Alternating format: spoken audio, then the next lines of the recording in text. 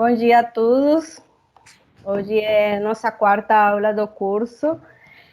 O conteúdo de hoje é microestrutura do concreto e a aula vai ser realizada pelo professor Vanderlei Jones. Essas são as redes sociais para todos seguirem. E agora a palavra é sua, Vanderlei. Ok, pessoal. Qual é a ideia hoje? Eu tinha acertado com a professora Carmen que eu iria falar um pouco sobre um método simples que nós usamos no laboratório, no dia a dia, na formulação de cimentos e concretos, de estimar a porosidade usando uma abordagem bastante simplificada do Powers. Tá?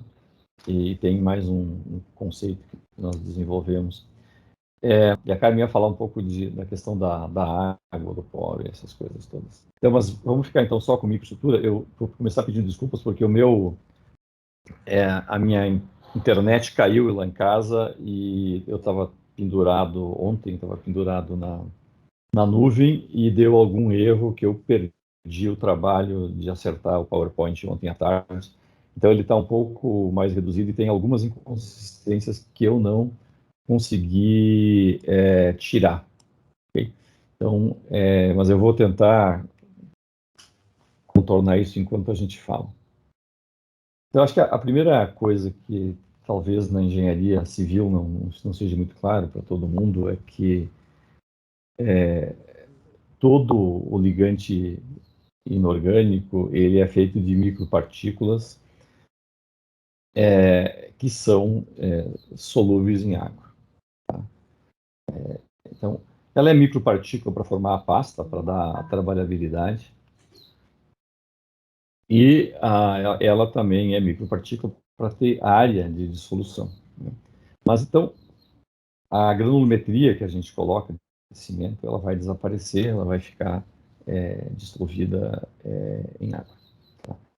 E esse é o processo, né, que leva depois à precipitação. A água fica saturada, ele precipita, formando um novo sólido. Esse novo sólido são quantidade imensa de micro e nanocristais que vão se imbricar. Né? Então, esse é uma coisa muito importante da gente entender, né? A gente sempre fala das reações da hidratação, né? Então, a gente parte aqui, estou falando sempre do clinker Portland. Isso aqui eu peguei da Karen Scriven, tem alita, belita, né? Aluminato, ferroaluminato, né? Acredito que vocês estão familiarizados com a notação exótica da química do cimento, né? Eles vão entrar em solução em água e isso vai desaparecer. O cálcio não sabe de onde ele veio e não interessa. É um íon de cálcio. Essa é a coisa importante. Então, o processo de endurecimento não é um processo de secagem, é um processo de hidratação. Ele passa por uma dissolução. Os íons saturam a água e, de acordo com as condições de equilíbrio, vão precipitar diferentes fases hidratadas, né? Que a gente conhece. Né? E esses cristais cada um tem um formato, eles vão estar na orientação, né? Existe muito espaço entre esses cristais. Né? Claro, se eu tiver um cimento com uma composição diferente, né, reativa, né, eu vou ter uma estequiometria diferente. Isso varia ao longo do tempo, porque se parte do cimento for, por exemplo, uma pozolana que dissolve lentamente, nas primeiras idades, 3, 7 dias, temos fundamentalmente o clinker hidratando. Né?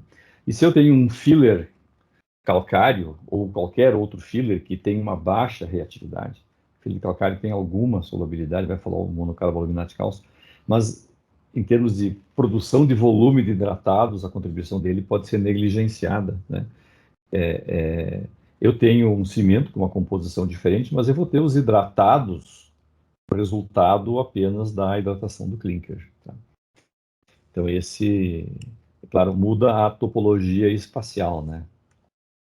Bom, dependendo, então, o CSH não tem uma estequiometria fixa, né? Eu acho que isso é super importante vocês entenderem, porque quando se coloca uma pozolana no sistema, se eu coloco uma escória, eu estou alterando a composição química do CSH, e isso tem implicações bastante grandes na sua porosidade, né? Então, aqui tem um estudo da fração molar do que reagiu, né? E da como ela varia em função da disponibilidade das duas fases, tá? Então, eu posso ter composições bastante diferentes, né, em termos de CSH. Então, tipicamente, a gente está nessa faixa aqui. E aí, essa foto é muito famosa, muito bonita, então, mas ela mostra um certo exagero, né? Isso é um produto hidratado com uma relação água-ligante muito alta, tem muito espaço, tem muito poro no meio desse sistema, né? Mas eu acho que o que é importante é a gente entender que esses poros são inevitáveis e eles são previsíveis, né? Claro, se eu tiver defeito de moldagem, eu tenho problemas de outra natureza, né? A parte da reologia, a gente sempre, na engenharia, a gente assume que a compactação é perfeita, tal, né? Mas não é nem sempre esse é o caso. Mas aqui a gente vai esquecer um pouco a parte da reologia, né? Estou pegando. Então, o processo de dissolução, né? Eu tenho um grão que vai dissolver, esse grão é multifásico, eu tenho várias etapas, né? No momento inicial, eu tenho desde uma dissolução superficial com deslocamento, né? Eu tenho, enfim, edge retreat, tem vários modelos, eu tenho edge pits, eu tenho um monte de coisa. À medida que isso vai formando produtos hidratados, né? A água tem uma capacidade de acessar o grão progressivamente diminuída, né? Mas o que é importante é que o grão dissolve, mas o volume de sólidos aumenta, né? Então, eu estou sempre produzindo um volume de sólidos. O endurecimento do cimento é um resultado, né, de uma redução da água líquida, né? Os grãos se aproximam porque a água virou sólido e do aumento do volume de sólidos. Isso quando não tem evaporação. É isso que vai causar o cimento endurecer, né? Isso aqui eu peguei da tese da Liz, né? As imagens do que acontece em cada fase, né? Numa fase inicial, eu tenho um grão aqui de cimento e, claro, aqui tem muita água, né? Tem muito espaço. Você vê os produtos hidratados em volta do cimento, né? E isso vai aumentando até que, por uma relação água-cimento baixa, no microscópio eletrônico eu vou ter uma estrutura como essa, né? Aqui a escala sempre é 10 micrômetros, e é um pouco menor, tal. Mas você tem, então, aqui eu estou vendo os edge pits, né, aparecendo dentro da coisa, e aqui eu tenho os produtos, né, hidratados, mais os internos e os externos, com os gradientes de densidade. Então, a resistência surge com a hidratação, com o aumento da fração volumétrica, né, que vai transformar uma suspensão, que é um fluido, praticamente, né, num produto sólido rígido, né. Nesse processo, eu posso dizer que no primeiro momento, quando não há hidratação, o sistema, toda a água livre é a porosidade. Nesse momento inicial se define grosseiramente o volume externo do meu sistema, né? E à medida que a porosidade vai caindo, a resistência vai subindo, né? Uma lei geral dos sólidos, né, que a gente usa nos cerâmicos e que vale aqui, né? Então, se eu tenho um problema, se eu, por exemplo, se a resistência caiu, é porque tem algum defeito. Normalmente é poros. Por que pode ter poro? Porque o meu cimento está menos hidratado, por alguma razão, ou porque alguma coisa introduziu defeitos de moldagem ou algo assim, né? Então, essa é uma coisa que a gente pode confiar e a gente tem que ter bastante claro. A reação de hidratação, então, é transformar água líquida em água sólida, ou água livre em água combinada. E se eu conseguir prever essa essa cinética, eu consigo estimar, por exemplo, a resistência mecânica. Eu consigo calcular a absorção de água do sistema. Então, eu consigo estimar transporte de massa, tá certo? Bom, uma das coisas que é mais interessante do trabalho do Powers é que a gente, para fazer essa conta, precisa levar em considerar que a água sofre uma contração volumétrica quando ela sai do estado líquido para o estado sólido. Essa é uma verdade, né, bastante bem estabelecida, né? Ela é até intuitiva, né? Num sólido, as moléculas têm que estar mais perto uma das outras, né? A distância interatômica tem que diminuir, a ligação precisa ficar mais forte, né? E essa contração, é claro, ela vai variar. Dependendo da fase que está se formando, eu vou ter uma contração maior ou menor. Mas, de uma forma geral, toda a literatura de cimento, a gente pode assumir que quando a água sai do estado líquido e vai para o estado sólido, quando a água combina, ela passa a ocupar 75% do seu volume inicial. Então, 100 ml de água reagiram, eles vão adicionar 75 ml ao volume sólido. Então, se eu souber quanta água reagiu, eu consigo estimar quanto eu tenho de sólido. Porque comecei com, digamos, sei lá, 100 ml de cimento e 200 ml de água, tá certo? E se o cimento combinou com 20 ml de água, tenho 20 ml de água combinada, né? 0,75% disso vai ser o crescimento do volume de sólidos. Então, essa é uma conta bem importante, né, que a gente não pode esquecer, né? Isso aparece nos modelos termodinâmicos. A Carmen criticou outro dia o uso de modelos termodinâmicos para acompanhar a cinética de hidratação, e cientificamente ela está certa, né? Os modelos termodinâmicos pressupõem equilíbrio, e o processo de hidratação do cimento é qualquer coisa menos o equilíbrio, é um processo dinâmico, né? Mas, do ponto de vista didático e para orientar o raciocínio, ele funciona, e esses modelos têm sido validados com estudos de microestrutura e funcionam razoavelmente bem, né? Então, é uma forma da gente apresentar e pensar que é interessante. Esse aqui é um trabalho da Barbara Lottenbach, que é a pessoa que mais trabalha no assunto, né? Um tema que foi desenvolvido pelo Glasser, que é um dos grandes cientistas, agora tem 90 e poucos anos, de cimento, né? Então, o que nós estamos vendo aqui, né? Eu tenho, num primeiro momento, se eu pego aqui num primeiro momento, eu vou ter os anidros aqui, né? E a água. À medida que o sistema evolui, né, a quantidade de água vai diminuindo, né? Porque e a quantidade de sólidos vai aumentando, porque a água vai indo para os sólidos. E eu tenho uma retração química aqui em cima. Esta água que combinou, ela encolhe.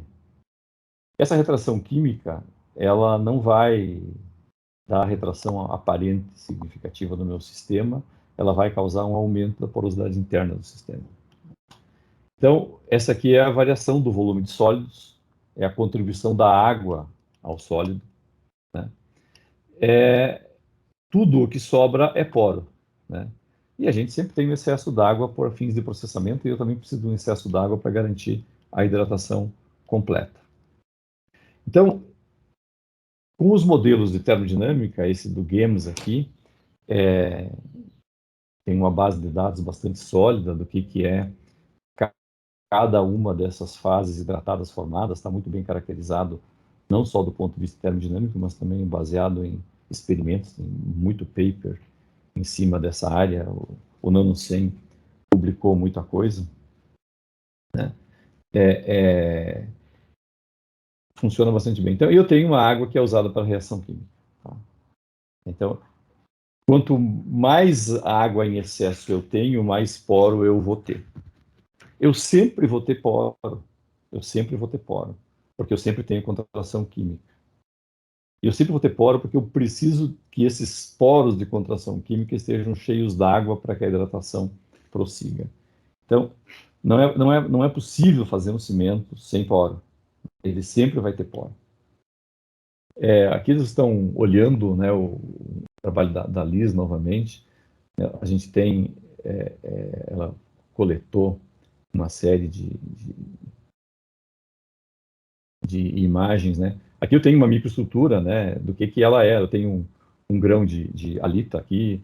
Aqui afora eu tenho um CSH. Isso aqui é backscattering, então mais cinzinha, quanto mais escuro, menor é a densidade, o número atômico médio. Eu tenho um CSH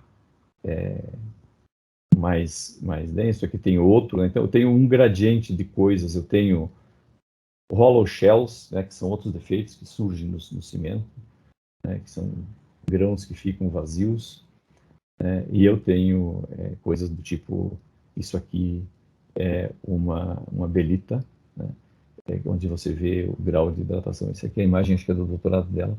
Você vê os cristais da belita, ela hidrata lentamente, você vê o espaço que existe em volta, né. O sistema, então, a microestrutura é bastante complexa. Se você pegar o CSH, né, enfim, aqui nós temos uma variedade grande de imagens. Essas imagens aqui são de microscopia de transmissão, né? Essa aqui também, mas essa aqui é microscópio de varredura, essa aqui é transmissão, essa aqui é varredura. Então, o sistema, ele não é... Eu não tenho poros lisos, né? Eu tenho um sistema bastante confuso, né?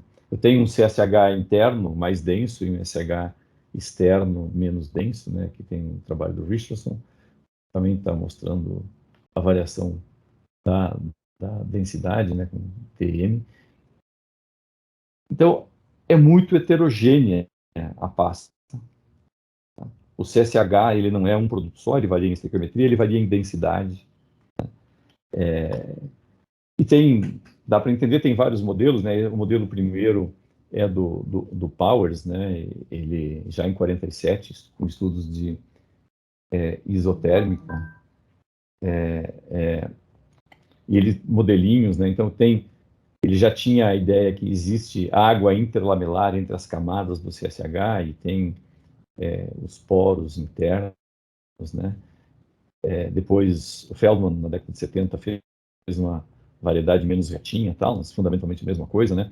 Hoje a gente está mais próximo do modelo do Jennings. Você vê, é tudo uma evolução, mas é para dizer que dentro do CSH, de acordo com o espaço que eu tenho, eu vou ter mais ou menos poros largos.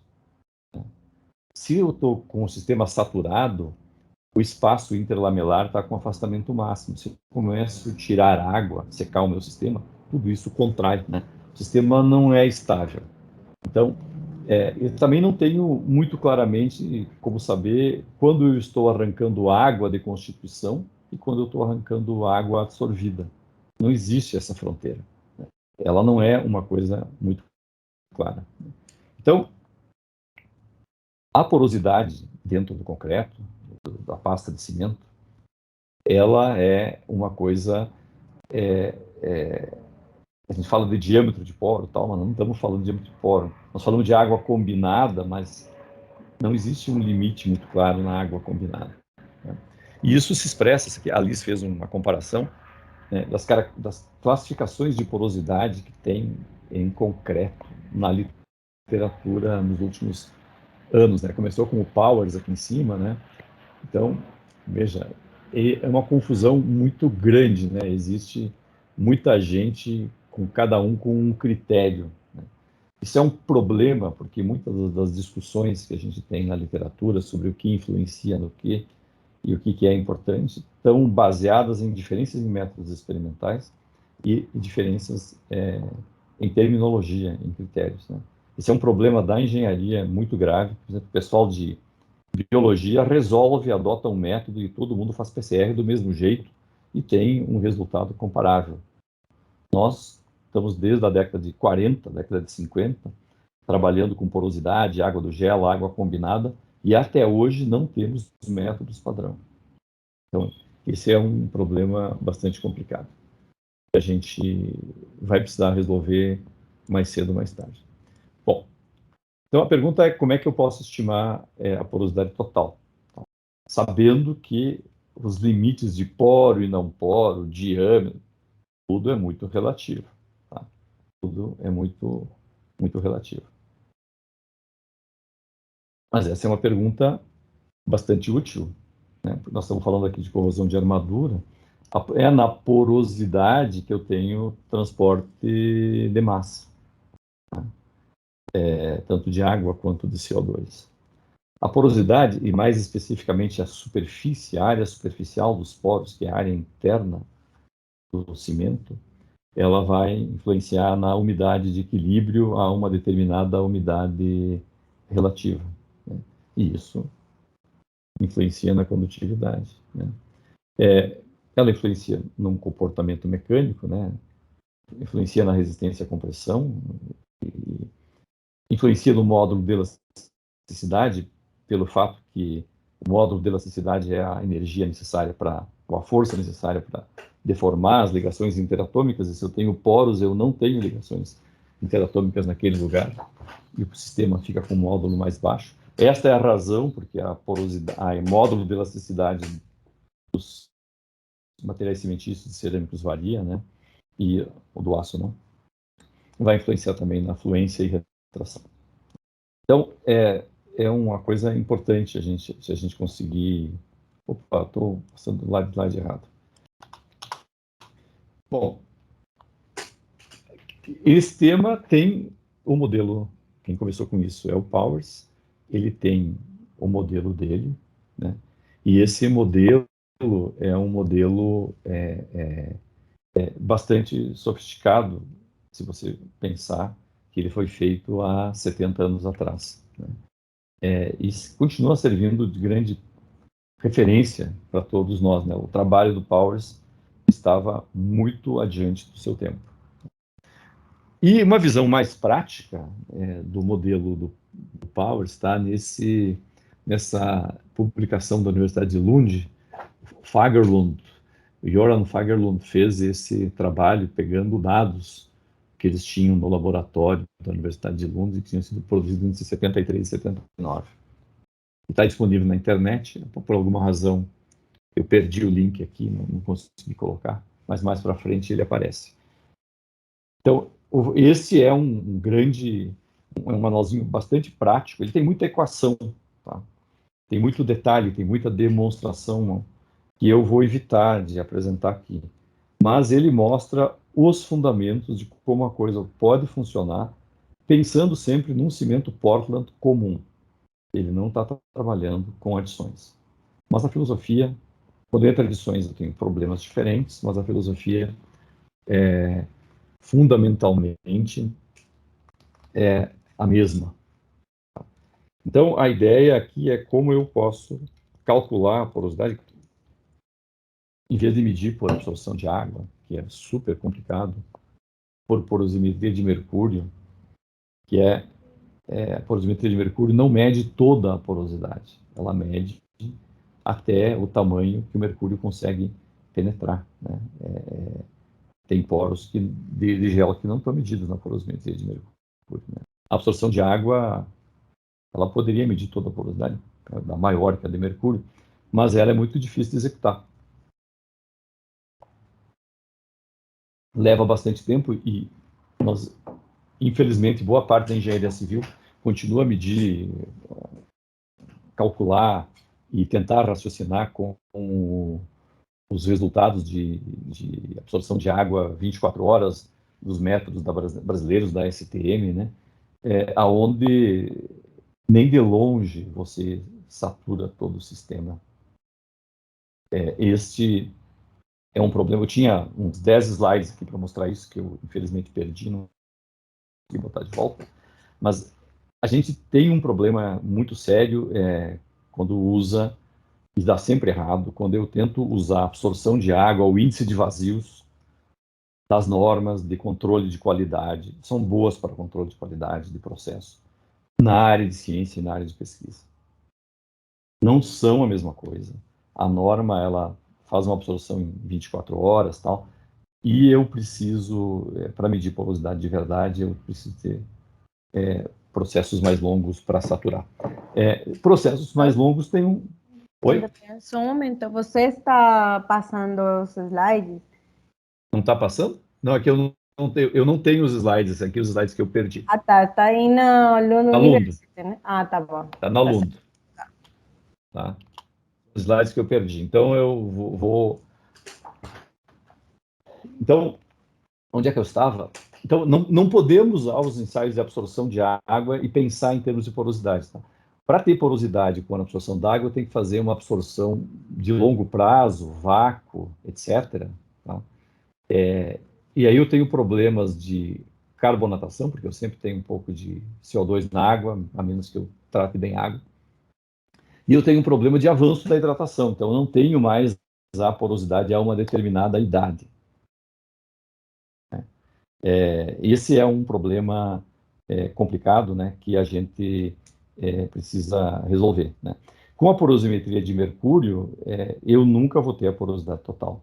Né? Eu tenho a porosidade até o raio onde o mercúrio consegue penetrar. Ok? Bom, então é bem prático a gente tentar fazer um raciocínio que eu vou apresentar para vocês aqui de forma bem simples, não tão didática como eu tinha planejado, mas como é que eu posso calcular, então, e estimar primeiro a porosidade total do material? Então, a primeira coisa que eu preciso entender é que a porosidade total é resultado da água não combinada. Então, se eu quiser calcular o volume de cimento mais os produtos de hidratação, tá? Como o volume de cimento varia ao longo do tempo, eu tenho o volume de cimento original, e a esse cimento original, que eu misturei, anidro, vai se somando progressivamente a água que vai reagindo e se combinando. Tá? Essa é uma função no tempo. Tá? Então eu saio com volume de cimento, se eu botei 100 gramas de cimento, eu tenho 0,32 decímetros cúbicos de cimento. Né? E esse volume vai aumentando, porque esse cimento vai se incorporando água. À medida que o tempo passa, mais água vai se incorporando ao cimento. Então, se eu souber a água combinada em qualquer idade, eu consigo calcular o volume de cimento, né, com a hidratação. O que é o volume de poros? É o meu volume de mistura. O que é o volume de mistura? É o volume do cimento mais o volume da água de mistura. Eu estou sempre fazendo essa conta na pasta. É melhor a gente raciocinar em termos de pasta. Mas dá para fazer ela em geral também. Né? Então, se eu souber o volume de cimento hidratados, eu consigo... eu tenho o volume total da minha mistura. Eu consigo calcular o volume de poros para cada idade que eu tiver o volume de cimento hidratado. Eu também posso calcular o volume de poros pegando o volume da água da mistura menos a quantidade da água combinada. Acontece que a água combinada, né, ela tem essa retração que eu falei antes. Certo? Quando eu começo calcular o volume de sólidos, né, o volume de sólidos é a água combinada vezes 0,75. Eu tenho 0,25 de retração. E a mesma coisa aqui. Então, com essas duas informações aqui, eu consigo tirar o volume de poros. E sabendo o volume de poros, eu tiro a porosidade. Então, vamos pegar um exemplo brutalmente simples, né? 1 quilo de cimento com meio quilo d'água. Podia ser 1 grama de cimento com meio grama d'água. Né? E vamos dizer que eu medi, depois vamos discutir como medir, a água combinada, e ela é 0,2. Okay? 0,2 gramas de água combinada por grama de cimento anidro. Eu sei a densidade das fases. Né? Eu calculo, no primeiro momento, o volume de sólidos é isso, o volume d'água é isso aqui é o volume total da mistura. Né? É o que a minha mistura vai, né? Claro, eu sempre vou ter um pouco de ar incorporado.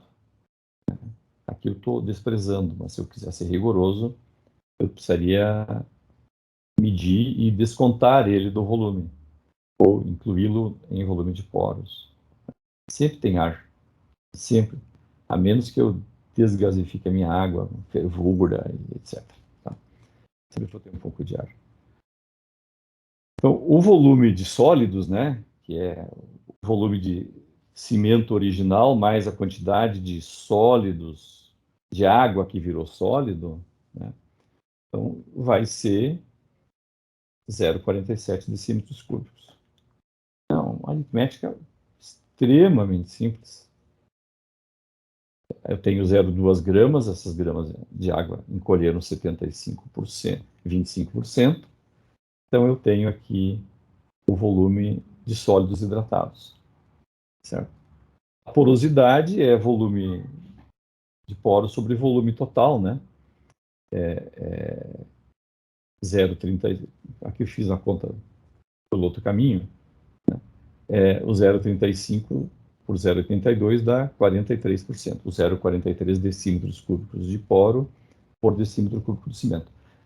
Esta é a porosidade total de uma pasta de cimento bem hidratada, 0,20 é uma pasta de cimento de 28 dias, um bom cimento, tá certo?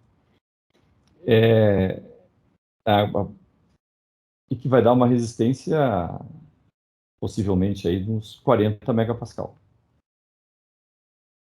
Okay? Então, nós estamos falando, e nessa pasta eu tenho 43% de poros totais. Mais os poros acidentais.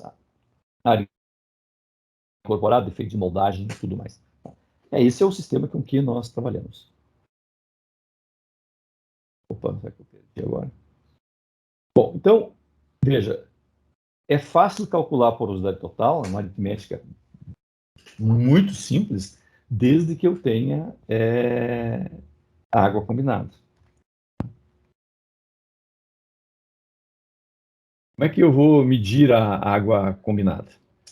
E aqui eu perdi, acho que eu posso ver se eu consigo fazer aqui um slide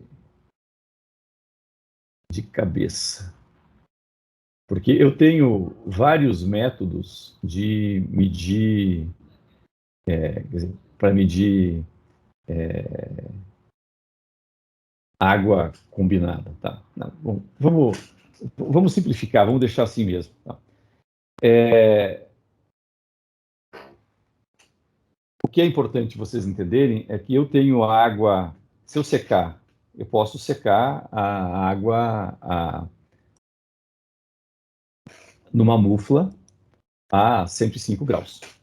O Powers não faria isso, mas eu posso fazer secar o sistema numa mufla a 105 graus até constância de massa. Né? Eu tenho, depois eu seco até 1000 graus, tá certo? Boto numa mufla. E a minha água combinada vai ser a diferença entre 105 e 1000 graus dividido pela massa de referência de 1000 graus. Então, essa é uma forma de fazer. O Fagerlund usa ela, né? Ele mostra os dados usando esse modelo. A 105 graus, nós estamos, por exemplo, destruindo a tringita. A tringita vai embora. Parte da água do CSH possivelmente também vai embora. a etringita começa a perder água. Eu tenho o doutorado do Sandro Marden Torres, na Inglaterra, que mostra isso. A etringita começa a perder água e sofrer deformações acima de 50 graus, nas condições de umidade de laboratório, aí 60%. Ela desestabiliza. Então, a 105, eu perdi a água da etringita. Ela é um pouco...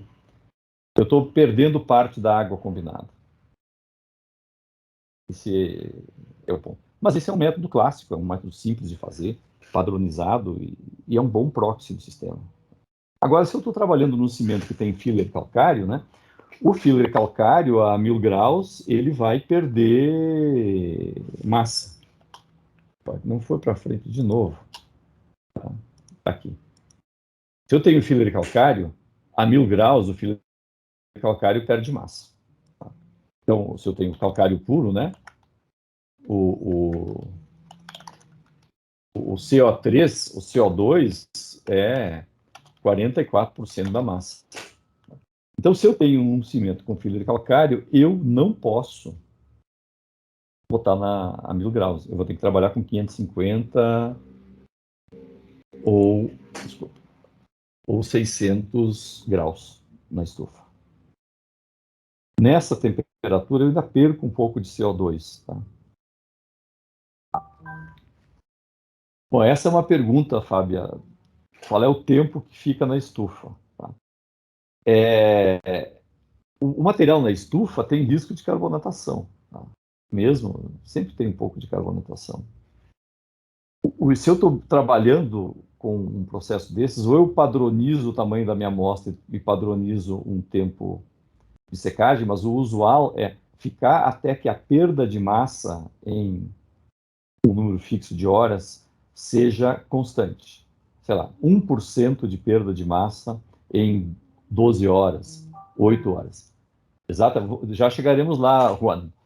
Juan, nós usamos no laboratório ATG. Mas esse aqui é um método clássico. Não tenho uma TG, eu posso fazer. Ele funciona. Tá? É perfeitamente possível de fazê-lo. Né? O que a gente usou é na termobalança, que nós usamos no laboratório. Né? Esse aqui é o trabalho do Pedro, que está aí, que daqui a pouco vai explicar. Né? Então, Pedro, você quer talvez abrir o microfone explicando aqui exatamente o que você faz? Eu vou mudando o slide.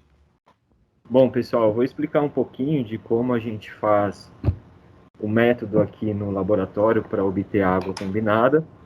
Então, a gente sempre faz essa medida em pastas, né? A gente mistura normalmente 100 gramas de cimento, e aí o cimento, como o professor levantou, pode ser o clinker mais filler calcário, ou clinker e outra adição, e a gente sempre usa 50 gramas de água, né? Uma relação água-cimento de 0,5. A cura nas primeiras... Talvez só para explicar, né? A gente... 50 gramas de água aí dá uma pasta trabalhável. Exatamente. E que a gente não tem problema de segregação também. Segregação, usualmente. Exatamente. Daí depois a gente vai para o processo de cura. As primeiras 24 horas a gente faz uma cura no ambiente com 90% de umidade relativa, 23 graus. Depois a cura é feita até a idade de interesse, submersa em água saturada com hidróxido de cálcio. Aí a gente faz a paralisação. Depois a gente faz o processo de paralisação da hidratação, que é o que o professor Vanderlei mencionou sobre a secagem da amostra. E seguimos para o ensaio de termogravimetria para obter a perda de massa. A gente usa aqui no laboratório a faixa de 50 a 550 graus. Isso. Aqui é um pouco mais ilustrado o processo que a gente faz aqui. Então, a pasta vai para esses cilindros de plástico. A cura é feita 24 horas nesses recipientes. Depois a gente transfere essa amostra para recipientes um pouco maiores. E aí essa aqui é até uma indicação que tem no livro que foi organizado pela Karen, que ela fala que é melhor você transferir a amostra para um recipiente um pouco maior, não muito maior, para evitar a lixiviação no processo de cura, né? Depois a gente faz o corte dessa amostra. A gente usa aqui uma espessura de 1,5 milímetro para as amostras que a gente paralisa aqui no laboratório, mas normalmente se utiliza de 1 milímetro a 2 milímetros. E aí são essas pastilhas que são paralisadas, né? E aí sofrem um processo de paralisação. A gente estudou aqui diversos métodos para fazer a paralisação. Depois da paralisação, a gente faz um ensaio de termogravimetria para conseguir fazer o cálculo, então, da água combinada. Tá, eu vou colocar o nome da literatura para vocês. É o livro Practical Guide to Microstructural Analysis of Cementitious Materials. Bom, então, por que nós fazemos a paralisação? Porque nós estamos interessados em diferentes idades. Se eu estou pensando em vida útil do concreto, talvez eu vou trabalhar com água combinada com 90 dias ou com 28 dias, né? A história da paralisação deixa de ser tão importante. Mas para quem quer acompanhar a cinética da hidratação, ela é super importante e ela é crucial. Esse aqui é mais ou menos um geral dos métodos que a gente tem utilizado aqui no laboratório, num estudo em particular, onde nosso objetivo foi selecionar métodos que fossem mais práticos para a paralisação da hidratação, visando o uso da água combinada como vamos dizer assim, no processo de qualidade de uma indústria de cimento. Então, para que isso possa ser aplicado, a gente precisa de métodos um pouco mais práticos, mais simples de serem executados. Né? Bom, a gente tem aqui, só para ficar, porque acho que não está aparecendo na legenda, agora que eu me dei.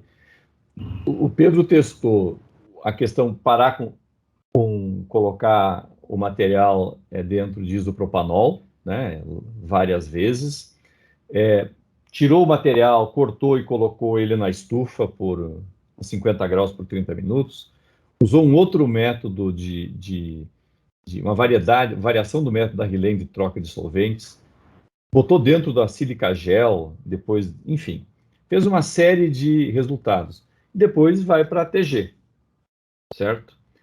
Paralisei e levo para a TG. Aqui, eu falei antes da decomposição do calcário. Não, isso aqui é eptringita, desculpa. Isso aqui é eptringita. O calcário não está aparecendo aqui, né, Pedro? Você parou antes. Eu deixei na faixa que a gente calcula a água combinada. Isso aqui é a portlandita, desculpe. Portlandita, isso. Então, nós não temos mais água combinada substancial acima de 550 a 600 graus. Depois vai ter a decomposição do calcário, tá? Da filha de caliça que a gente usa, né? E esse aqui é o resultado, né, Pedro? Exatamente. Estão mostrando que o método ele vai influenciar na água combinada. Então, alguns métodos vão tirar um pouco mais de água, outros vão tirar menos. Mas o que se manteve, o que é o nosso padrão é a troca de solvente, né? Que é o mais... que é o padrão do Nano 100, né? E da Rillen também. Exatamente. Esse aqui. Mas colocar na estufa direto, que seria muito prático para uma... Nós achamos que a água combinada é uma forma interessante de analisar cimentos. Aqui está a conta do Pedro da água combinada, né? Então, ele vai... Nós, na TG, consideramos como o zero... Quer dizer, a amostra sai da secagem por solvente, certo? E aí, ela tem lá o processo, está seco. Desse jeito solvente. E bota na TG e aí a massa, a água combinada é a variação de massa entre 550 e 50 graus. Nesse modelo, eu pego a água combinada, a maioria da água que está com a eptringita ainda, nessa forma. E eu perco pouca água do CSH. Então, dá valores de água combinada maiores do que com o método clássico, secando a 105. Dá maiores.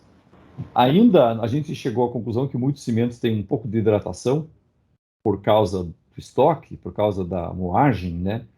água de moagem, né, para formar. Então, Pedro fez até uma correção para isso. Tá. Então, essa é uma forma que a gente está medindo a água combinada, né? E a gente usa ela para várias coisas. E aqui uma coisa que está um pouco paralela, mas ele faz um certo sentido. Nós desenvolvemos um indicador que é a fração de água combinada. É água combinada dividida com a água de mistura. E ele é muito interessante e vocês vão ver por quê. Esse aqui é o dado, é de um paper que você submeteu, né, Pedro? Exatamente, o paper que está submetido na... Então, a fração de água combinada se correlaciona linearmente com a resistência à compressão. O que é a fração de água combinada? É a água combinada dividida pela água de mistura. Então, e essa tem uma correlação linear com a resistência mecânica. Então, se eu medir a água combinada, eu consigo estimar, e se houver a água de mistura, eu também posso estimar a água de mistura, mas não vamos discutir isso aqui agora, é possível estimar a resistência mecânica com um bom grau de certeza. Claro, diferentes cimentos têm retas, correlações ligeiramente diferentes. A gente tem diferenças entre cimentos, né? Mas, it's pretty good. Bom, então, aí tem outro caminho para estimar água combinada se eu não sei. E eu uso ele de vez em quando e dá certo. Eu sei a resistência de um material, eu sei qual era a relação água-cimento do material, eu consigo tirar a água combinada usando essa regressão média. Aí. É uma forma. Aliás, se eu tenho um ponto que está muito longe dessa regressão, é porque eu tenho ou erro na água combinada ou eu tenho defeito que levou à resistência menor, né, ou algum erro na medida de resistência. Nós temos, sei lá, milhares de artigos e caem sempre em torno dessa regra. Então, para vocês terem uma ideia, aqui a diferença de classes de resistência, tá? Então, o cimento CP32, eles vão ter que fazer com uma resistência média 37 megapascal. Ele dá uma Combined Water Fraction de 0,38, que dá uma água combinada de 0,19. Um cimento CP50, que seria um CP5 brasileiro aqui, vai dar uma água combinada aos 28 dias aí de 0,25. Então, a diferença entre cimento CP5 e CP42 é água combinada. Significa que para uma mesma relação água-cimento, a porosidade vai ser diferente. Então, tem aqueles requisitos de norma muito ligados à durabilidade, onde estabelece água-cimento máxima, sem falar da classe de resistência de cimento. Eu estou falando de uma coisa que não faz sentido. A água combinada, ela é uma informação muito valiosa para analisar sistemas. Eu posso estimar a resistência, eu posso estimar a porosidade a partir da água combinada. Ok? Então, acho que era esse Combined Water Fraction. Eu vou dar referências para vocês. Infelizmente, quando eu perdi o meu arquivo, eu perdi a parte da atualização, não consegui colocar. Bom, e ele é muito mais simples que o Gel Space Ratio, que é que o Powers usa. Para o Powers, a resistência mecânica não é uma função da porosidade total, é uma função da relação gel-espaço. O que é gel-espaço? Certo? No Powers. O que é gel? Gel é o cimento, a fração hidratada do cimento mais os poros de gel. O que são os poros de gel? São os poros que são microporos, nanoporos, que estão no espaço interlamelar do CSH, que são os que o Powers de fato prevê, né? E a gente sabe, e nos poros que se formam dentro dessa pilha de plaquinhas. E no modelo mais recente é esse large gel pores. Tá? Então, são os poros que estão lá dentro e que não vão secar em condições ambientais. Esses poros nunca secam. Essa é uma água que, em ambientes normais, ela vai permanecer dentro do concreto. Então, ela não vai influenciar na retração. Ela não vai, e o Powers mostra que ela não vai influenciar na resistência mecânica. Ela faz parte dos sólidos hidratados. O problema de calcular os poros de gel, que o modelo Gel Space Ratio impõe, tá, é que eu preciso saber quanto do cimento hidratou. Porque o Powers, ele mostra que o Gel Space Ratio que 28% do volume do cimento hidratado é poro de gel. E esse número, ele varia um pouco, de acordo com o método e tudo mais, de acordo com a relação água-cimento, né? O Faglund discute isso.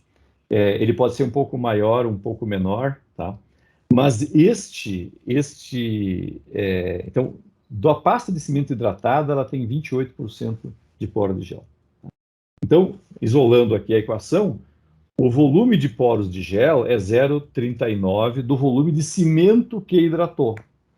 Eu preciso saber quanto cimento hidratou. Tá?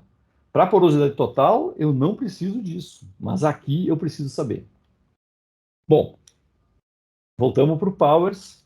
O estudo do Powers, usando aquele método 105 até 1000, tá?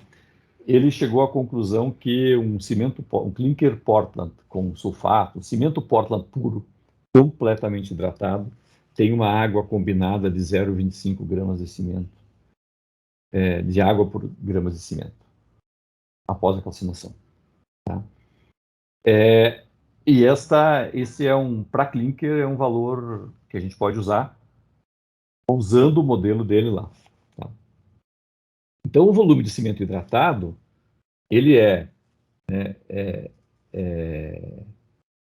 uma estimativa, né, bem simples, né? Então, é volume de água combinada, o que eu medi, minha água combinada, dividido por 0,25, vezes o meu volume de cimento inicial.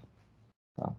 Então, se eu tenho 0,32 ml de cimento, né, decímetro de cimento, então, esse é o meu volume de cimento hidratado. Ele é um volume da água combinada. Se eu tenho 0,25 de água combinada medida no meu ensaio, 0,25 por 0,25, eu sei que o volume de cimento hidratado é igual ao volume de cimento que eu coloquei na mistura, porque o resultado é 1. No momento zero, a água combinada é 0, o volume, né, de cimento hidratado é 0. Tá? O problema que tem é que quando eu preciso medir, eu preciso saber quanto volume de gel formou. Se eu tenho escória, se eu tenho pozolana, eu preciso achar quanto da escória e o quanto da pozolana reagiram. Isso exige, aí tem algumas rotas que estão bem descritas, propaganda do livro aqui da Karen, né, no livro do NanoCem, que eu posso usar para estimar. Tá? No nosso laboratório, a gente usualmente não faz essa rota. Tá? Bom, já estamos com o prazo estourado, tá? Então, pegando aquele meu exemplo original, né, onde eu tinha 1 quilo de cimento, mais 0,5 de água, né, então eu tinha 0,82 de volume total, né, o meu volume de poros total era 0,35, né, se eu for calcular o volume de cimento hidratado, é 0,2 vezes, fração de cimento hidratado, né, o volume de cimento hidratado é 0,2 é minha água combinada, dividido por 0,25, vezes 0,32, que é o meu volume aqui de cima, é da equação anterior, eu tenho que o volume de cimento hidratado, excluindo os poros de gel, é 0,26. Tá? Pela fórmula que o volume de poro de gel é 0,39 volume de cimento hidratado, eu tenho que, neste sistema aqui, eu tenho 0,10 decímetros cúbicos de cimento, desculpe, de poro de gel. Tá? Bom, a porosidade de gel, na verdade, dá 0,12. Lá está errada a conta. A minha porosidade total era 43%, a minha porosidade capilar é 31%. E é a porosidade capilar que se correlaciona, tá? Que se correlaciona com a resistência mecânica e as propriedades de transporte de massa. Tá? Então, pelo método clássico, para saber o volume de poros de gel, eu preciso estimar o quanto do meu produto, do meu cimento, hidratou. Tá? E isso é feito de uma forma indireta. Tá? O nosso sistema tem essa cara aqui, né? Agora tem uma outra forma, eu posso medir a porosidade capilar, que é mais fácil de medir. Eu não preciso me preocupar com o grau de hidratação, necessariamente. Tá? Como é que eu posso medir a porosidade capilar? Eu não tenho o slide aqui, porque eu perdi, mas uma forma eu faço uma porosimetria de mercúrio e lá no livro do NanoCem tem um critério de qual é o volume de poros abaixo do qual é poro de gel. E eu uso aquele volume, porque o porosímetro de mercúrio mede isso muito bem, ele só não mede todos os poros de gel. Um outro caminho é o caminho que o Fagerlund usa, que é bem interessante, né? Ele pega, eu tenho volume saturado aqui, né? O volume total, que chama de QSAT, a massa saturada é a massa da água mais a massa do cimento. E o volume, na verdade, massa da água, massa do cimento, tudo por volume. E ele diz o seguinte, olha, e tem toda uma dedução lá baseado nos modelos de CSH e dos dados do Powers de isotermas, de absorção e dissolução. Ele diz o seguinte, olha, os poros capilares, que eles chamam de porosidade grosseira, coarse, são os poros que não secam, ou que secam quando o cimento é exposto à umidade de 33%. Tá? Então, os poros capilares são aqueles que secam quando a pasta de cimento é colocada em equilíbrio com uma umidade de 33%. Como ele faz a umidade de 33%? Bom, ele pega a pasta, sem secar, coloca dentro de um dessecador a vácuo com uma solução saturada de cloreto de magnésio. Essa é uma forma muito primária e muito controlada de criar ambientes com umidade relativa padrão, tá? E é bastante estável. E aguarda até que a umidade, até a constância de massa. Claro, se eu tiver tirar e colocar, cada vez que eu faço isso, eu estou trazendo o risco de carbonatação. Mesmo com o vácuo dentro do dessecador, eu tenho o risco de carbonatação. Então, esses são os problemas experimentais do método, né? Mas, eu sei qual é a porosidade capilar. A porosidade capilar é a que de fato interessa. Então, esse é um método de medir a porosidade capilar quando eu não tenho porosimetria de mercúrio. E dá para fazer. Tá? Cloreto de magnésio não é caro, um sistema de vácuo também não é caro, todo mundo tem, né? E depois precisa de paciência. Qual é o problema desse método? Tá? É que eu não posso parar a hidratação. Então, isso aqui é bom para idades mais avançadas. Mas ele não é bom para 2 dias, porque eu vou ficar uma semana até equilibrar esse sistema, dependendo da minha força de secagem. E nessa semana a pasta está mudando. Tá? Então, se eu quiser acompanhar a cinética de evolução da porosidade, o melhor mesmo é ou eu meço ou estimo o quanto. Se for o clinker Portland puro, uso 0,25. Né? Se é o valor que dá pelo teu método de... Esse 0,25 ele é bom para secagem em estufa a 105 e depois a 550 ou 1000. Se eu usar ATG, acho que talvez seja 0,28, não sei, o Pedro ainda não chegou numa conclusão, né, Pedro?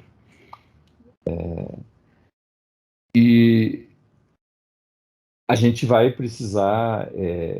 ou a outra rota é medir por porosimetria de mercúrio. Eu faço uma paralisação, existe no NanoSem um método de paralisar sem criar grandes tensões capilares, tá? E a partir daí eu trabalho. Existem outros métodos de secagem que poderiam ser usados lá, como tem os métodos de liofilização, né, que o pessoal chama de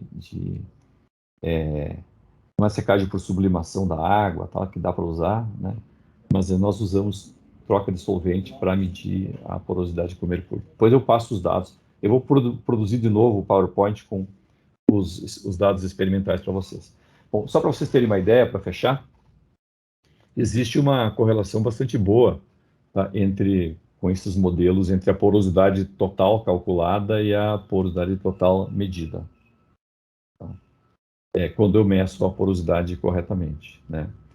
Já na porosidade capilar, esse modelo que eu apresentei aqui, estimando a porosidade de gel, ou vindo pela capilar, né, a correlação não é tão boa, mas não é tão importante assim. A parte experimental é extremamente complicada e é extremamente difícil e precisa ser muito bem padronizada, né? Nós, no laboratório, tentamos, sempre que possível, seguir o manual do NanoSem. Tá? Esse é um manual que tem uma grande vantagem. Não sei se são os melhores métodos, mas é o método que a liderança de pesquisa na área de cimento tem usado, tá? Que é o pessoal do NanoSem, que a Karen Scrivener libera.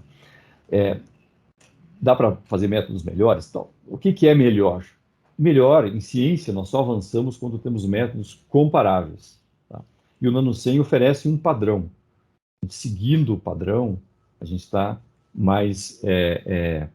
tem mais chance de contribuir para o acúmulo e o avanço do conhecimento. Então, grosso modo, tá?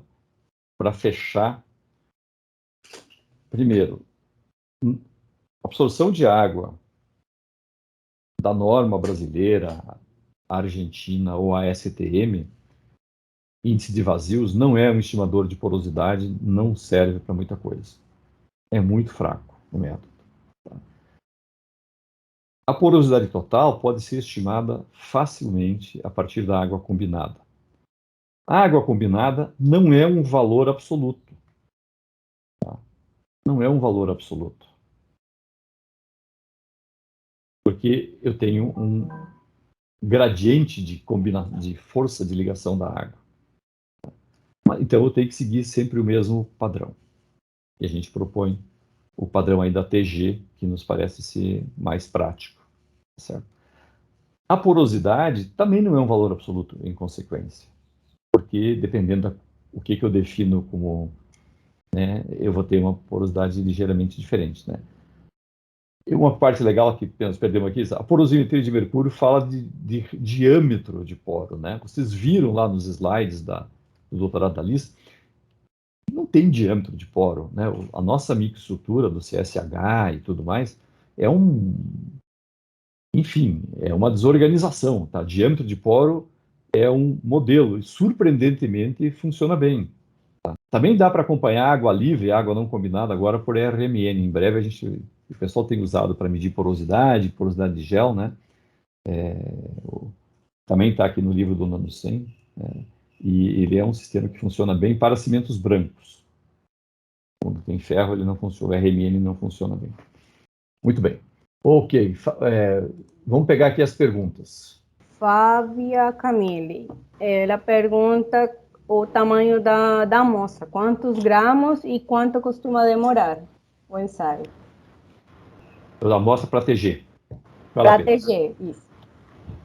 A gente utiliza aqui como padrão 50 miligramas, que é o indicado também nesse livro que o professor mostrou. O tempo vai depender da taxa de aquecimento. A gente primeiro utilizava 10 graus por minuto, aí o ensaio demorava em torno de 2 horas. Hoje em dia a gente utiliza 20 graus e demora em torno de 1h15, mais ou menos, 1h20. Mais o tempo que leva para ter no balanço esfriar para você começar outro ensaio. Esse é mais ou menos uma estimativa do tempo geral, vamos dizer assim. Geral. De esfriar, resfriar e de aquecimento. Bom, a Monique pergunta, pode-se estimar a porosidade mesmo em matrizes com muitas zonas de transição? Como considerar isso no cálculo? Veja, nós não estamos colocando a zona de transição na conta, tá? Mas dá para modelar a zona de transição, né? Mas acontece o seguinte, ó, é que eu estou trabalhando com a porosidade média. A água que está na zona de transição está na minha conta. Na minha conta de porosidade média, tá? O que acontece com a zona de transição é que eu tenho mais poros numa região e vou ter menos poros na outra. Então, zona de transição não afeta a porosidade total a partir desse modelo, mas ele concentra defeitos.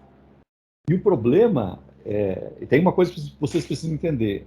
Por que é que no cimento, nos materiais cimentícios, é o volume de poros, né, que governa a resistência? É a porosidade capilar que governa a resistência. Porque os poros capilares são quase todos do mesmo tamanho, então são defeitos pequenos, então é o volume desses defeitos pequenos que governa. Quando eu coloco um defeito maior, uma zona de transição, essa zona de transição passa a influenciar e talvez dominar o sistema. Tá? Então, a zona de transição não vai influenciar na porosidade média, porque a água vai estar mais para cá ou mais para lá, né? Mas na média vai estar a mesma quantidade dela. Ela vai mudar a distribuição espacial dos poros. A Vanessa Oerle, considerando que é um material heterogêneo, a amostra usada no TGA é muito reduzida. Pode-se considerar representativa essa quantidade, Pedro? Da forma como a gente faz aqui, aquela pastilha que a gente mostrou, ela tem em torno de 1 grama, 1,2, 1,5 gramas. Então a gente faz um procedimento aqui antes de colocar na TG, né, para que essa amostra seja representativa. Mas sim, é um valor bem pequeno. Né? Explica o procedimento. Deixa eu achar aqui enquanto isso eu acho uma explicação aqui. Mas... A gente pega essa pastilha depois de moída, então ela é quarteada, vamos dizer assim, manualmente em diversos quartis, e a gente acaba pegando um quartil de cada parte para compor essas 50 miligramas. Né? E a partir disso a gente considera que a amostra seja representativa dessa nossa pastilha. Na verdade, a gente tem que ter na cabeça o seguinte, tá? Quando eu moo, eu tenho partículas bem pequenas, tá? Tenho partículas pequenas. Se eu tiver uma quantidade grande de partículas, lembra lá do N30, a partir de 30... Então, existe uma teoria de amostragem de Pierre-Gy que mostra que, dependendo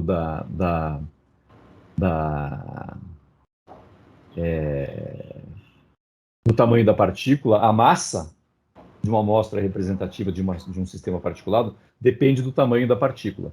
Então, essa amostra, a partir de 1,5 grama, moída em partículas suficientemente finas, dá uma amostra representativa, porque dá um número de partículas representativo. Nós temos que entender também que a escala dos cristais, eu perdi aqui eu tinha um gráficozinho do Meta, onde eu tinha a escala do tamanho dos produtos hidratados. Quer dizer, os produtos hidratados são muito pequenos. Né? Nós estamos na coisa muito abaixo de 1 micrômetro. Calcula a massa. Então, cada grãozinho moído pelo Pedro tem todas as fases hidratadas representadas lá dentro. A gente vê no microscópio o cristal daquele tamanho, mas isso é só o microscópio eletrônico de varredura. Tá? Não é a realidade. Então, é bastante representativo. Mas, se eu estou fazendo um estudo científico, podemos fazer repete 3 vezes, você vai ter um número, não é tanto um problema da tua representatividade, mas mais dos erros de ensaio, de heterogeneidade da tua mistura. Então, repetição sempre é bom. Nós achamos que as repetições dão resultados muito aborrecidos, mas elas evitam que você cometa um erro. O Juan Landolfo pergunta: todos os cimentos brasileiros utilizam materiais com carbonatos. O cálculo de água ligada é realizado até 550 graus Celsius? Sim. Veja, a gente vê, todos os cimentos brasileiros têm carbonato e nós aqui no laboratório achamos que tem pouco carbonato. Porque vocês viram a nova meta, a nova ambição de mudanças climáticas que foi lançada no dia 12 pelo Global Cement and Concrete Association, prevê um fator de clinker médio de 0,5. Ou seja, vai ter que ter concreto, cimento com fator de clinker 0,2, 0,3, e não temos adições ativas para isso. Tá? Então vai ter muito filler. Então, acho que os 500 graus, 550 graus é a boa técnica. Tá? É a boa técnica para a gente ter a massa de cimento. Tá? Veja, quando a gente usa a água combinada, a fração de água combinada para diluir cimento e tal, né? A gente sempre usa esse 550. E, bom, a última pergunta pela Cláudia. Como se relaciona as medidas de porosidade capilar em pasta e as mencionadas? E a sua opinião sobre os sensores de absorção de água e capilaridade no concreto. Bom, veja, só para eu não acredito em medir porosidade. Eu acredito em absorção de água, né, do concreto como um ensaio de controle de processo. Tá? Ele funciona, ele não mede toda a porosidade, mas eu faço ele de maneira padronizada e ele me permite comparar, identificando lotes de produção que estão atípicos. Essa é a minha forma de pensar esse sistema. Tá? Então, para fazer ciência, me parece que é uma coisa completamente insuficiente. Tá? Como é que a minha forma de pensar? Tá? Eu acho que se eu estou interessado em durabilidade do concreto e particularmente corrosão de armadura, a informação que interessa é a absorção capilar, por exemplo. Por várias razões. Eu não estou interessado na propriedade média do concreto. Eu estou interessado na capacidade que o cobrimento de armadura tem de trocar a água, de transportar massa. E esse é um método simples e rápido de fazer que dá bons resultados. Tá? Então, eu acho que ele é melhor do que a porosidade total. Tá? No cobrimento da armadura, eu não vou ter raramente eu vou ter agregados e zonas de transição gigantes que eu tenho no concreto como um todo, né? Por efeito parede, eu tenho uma concentração de finos muito maior no cobrimento do que no corpo do concreto. Né? Eu não conheço a norma argentina, né? Mas acho que a absorção capilar é um bom método. Ele é um bom método, tá? Para você pensar essas propriedades. Existem também os ensaios, por exemplo, na África do Sul, eles usam muito em campo o ensaio de permeabilidade superficial do ar, que é um ensaio que foi muito promovido por um argentino famoso que trabalhou na Holcim, né? Que funciona maravilhosamente bem o método. Ele tem a vantagem de permitir inspeção de estruturas, né? Não precisa tirar uma amostra. E é um método bastante interessante, né? Como todas as propriedades superficiais, depende de acabamento, né? De envelhecimento, se eu tenho uma pintura, se alguém, enfim, sujou a superfície, tudo isso influencia. Mas são métodos bons. Bom, pessoal, eu peço desculpas pelo grau de improviso, tá? Eu tinha um PowerPoint que era bem melhor e eu fui melhorar ele ainda e atualizar ele, que ele estava um pouco velho. E, infelizmente, não sei como, eu corrompi o que eu fiz e eu tive que improvisar, tá?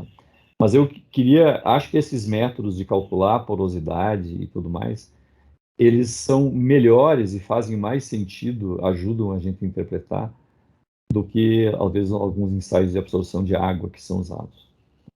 E que são impossíveis de ser feitos, e levam aquelas coisas que não têm explicação. Então, ele ajuda a dar uma explicação. É um bom método, tá? E eu acredito que ele deve ser melhor usado. Eu acredito que nós temos que avançar muito na modelagem da microestrutura matematicamente, a partir de propriedades conhecidas, né? Acho que os modelos que a gente tem usado, não precisa usar o GEMS, que a gente tem, né? Dá para usar coisas mais simples. Se eu acompanhar a água combinada, eu consigo ter bastante informação, né? E com essas informações eu consigo ter uma boa ideia do grau de proteção. A TG, que a gente vai discutir, temos uma aula depois que vai discutir métodos de ensaio, né? TG, porosimetria, são técnicas úteis e a gente deve usá-las. Bom, então por hoje é isso. Qual é a próxima aula? É isso tudo, a gente passa com os alunos para outro link. Até a próxima, pessoal. A aula da próxima semana é as fases de iniciação e propagação da corrosão. A gente se vê lá então. Até mais.